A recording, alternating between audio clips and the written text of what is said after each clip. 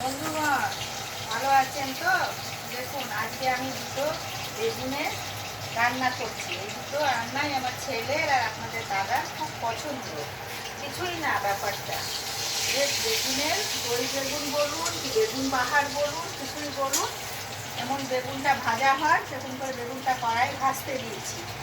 আর এই যে বাটিতে টক দই সেটা নিয়েছি, তাতে স্বাদ মতো নুন, চিনি, একটু লঙ্কা গুঁড়ো, আমি শুকনো লঙ্কা দিই, কাঁচা লঙ্কা বাটা, আর একটু ধনে জিরে ভাজা মশলা দিয়ে দেখুন দইটা ভালো করে ফেটিয়ে নিয়েছি। এটা এবার কড়াইয়ে বেগুনটা ভাজা হচ্ছে। ভাজা হয়ে গেলে তারপর দেখাচ্ছি আপনাদের কী করে কী করি। এটা খেয়ে দেখবেন, খেতে খুব সুন্দর হয়, খুব ভালো লাগে।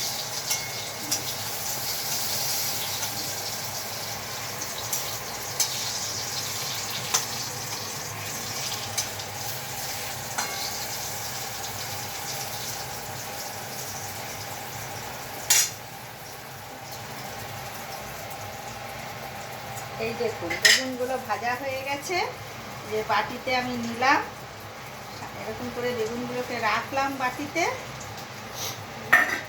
দেখুন এর ওপর থেকে এই মাখা ফাটানো দইটা পুরো দিয়ে দিলাম বেগুনের ওপর থেকে, বুঝছেন?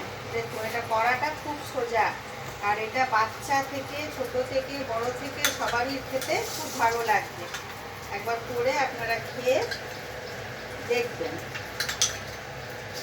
এটা দিলাম, এর উপরে এই ওপর থেকে এই যে ভাজা মশলা ভেজে গুঁড়ো করে রেখেছি, ধনে আর জিরে, এটা আমি লঙ্কা দিই, লঙ্কা দই দিয়েছি, এদের ওপর থেকে ছড়িয়ে দিলাম। এটা হয়তো বলবেন সেই দই বড়া বানানোর মতো, ওই রকমই বানানোর মতো, কিন্তু খেয়ে দেখবেন এর টেস্টটা খুব সুন্দর লাগবে, টক মিষ্টি ঝাল, খুব ভালো লাগবে। একটা রেসিপি আমার হলো বেগুনের, বেগুন বাহার বলুন বা দই বেগুন বলুন। আর একটা করব, সেটাও হচ্ছে বেগুন পোড়া। বেগুন পোড়া তো আমরা সবাই খাই, কিন্তু এটাকে ঠিক বেগুন পোড়া মতো নয়, এটাকে বেগুন ভর্তাও বলতে পারে। দেখুন বেগুনটাকে পুড়িয়েছি, বেগুনটা যে পুড়িয়েছি দেখুন তার ভেতরে গোটা গোটা কয়েকটা রসুন দিয়েছি, হ্যাঁ, আর তার সঙ্গে একটু কাঁচা লঙ্কাও দিয়েছি, সেগুলো কোথায় চলে গেল খুঁজে পাচ্ছি না, এই যে পেয়েছি। এই রসুন লঙ্কা বেগুনটার সঙ্গে দিয়ে পুড়িয়েছি, আর এই যে গোটা বেগুনটা, আর এর সঙ্গে একটা টমেটো, টমেটো আপনারা দিতেও পারে নাও পারে। এটাকে পুড়িয়েছি, পুড়িয়ে এবার এটাকে মাখবো। তার আগে আপনাদের দেখিয়ে দিই, কড়াইয়ে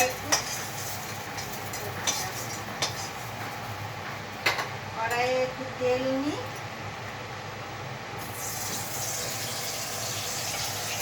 তেল নিলাম, নিয়ে দেখুন যেমন বেগুন পোড়া মাখেন তো, কাঁচা পেঁয়াজ আর কাঁচা লঙ্কা দিয়ে আমরা ঘরে বেগুন পোড়া মাখি, এটাকে তা করবো না। দেখুন একটু রসুন কেটেছি, একটু আদা কেটেছি কুচি কুচি করে, এটা একটু তেলে দিলাম, এটাকে তেলে দিলাম,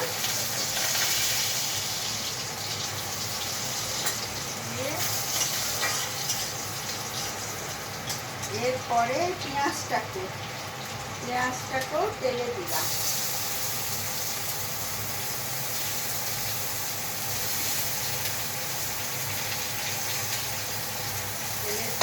এটা একটু ভাজা ভাজা হবে।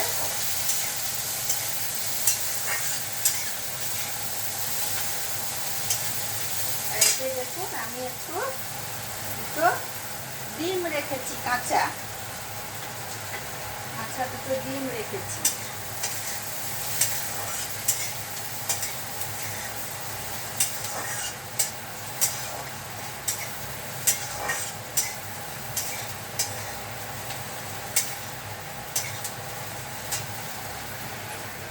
হাতটা ধুই, দিয়ে একটু নুন দেবো,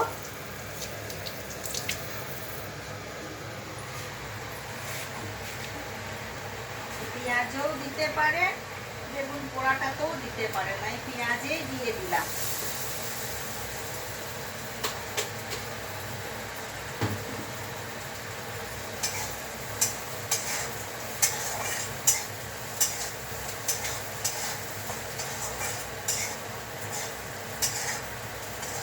দেখুন পেঁয়াজগুলো লাল লাল করে ভাজা হয়েছে, পেঁয়াজগুলো ভাজা ভাজা হয়ে এসেছে, বুঝলেন, ভাজা ভাজা হয়েছে। এতে ডিম ফাটিয়ে দেবো।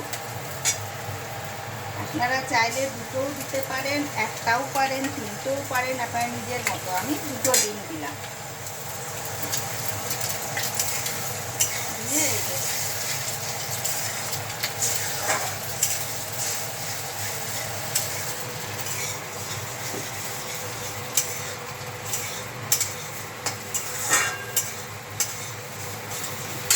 দিয়ে বেগুনটা একটু হাতে করে মেখে নিই, রসুন টসুনগুলো, লঙ্কাগুলো সব ভালো করে একটু চটকে মেখে নিই।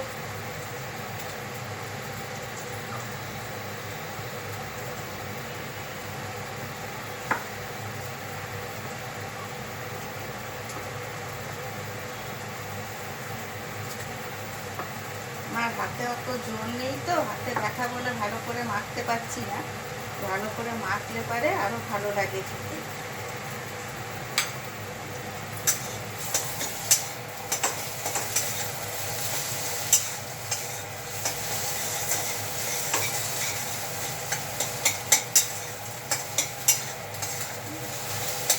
ভাজা হয়ে গেছে, ভাজা হয়ে গেছে। এর উপরে বেগুন পোড়াটাকে দিয়ে দিলাম,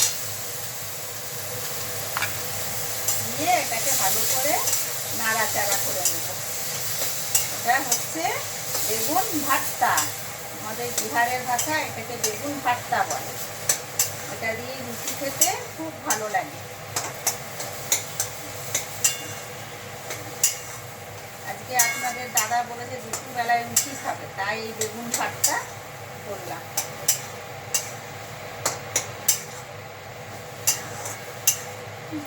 এবার আপনারা বানিয়ে একদিন খেয়ে তারপরে বলবেন কেমন লাগলো। আজ আমার রান্নাটি এখানে শেষ হলো। আমাকে প্লিজ লাইক করে দেন আর সাবস্ক্রাইব করবেন, আর পরে খেয়ে বলবেন কেমন হলো। নমস্কার, রাখি, ভালো থাকবেন।